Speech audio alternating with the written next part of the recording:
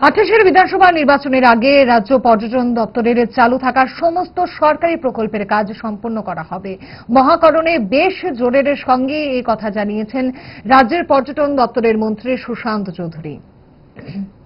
আমি নির্বাচনের আগে ট্যুরিজমের সমস্ত অনগোয়িং প্রজেক্টস আমরা কমপ্লিট করব।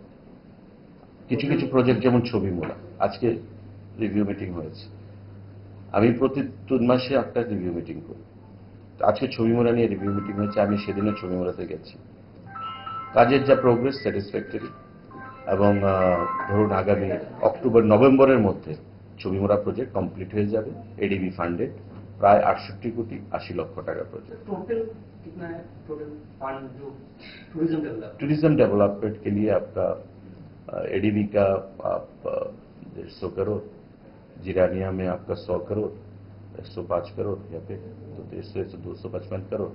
आपका सास्की का बंदवार का जो है लगभग 100 करोड़, 98 करोड़ के पास, तो 255 और यहाँ पे 243 343 वो भी आ रहा है।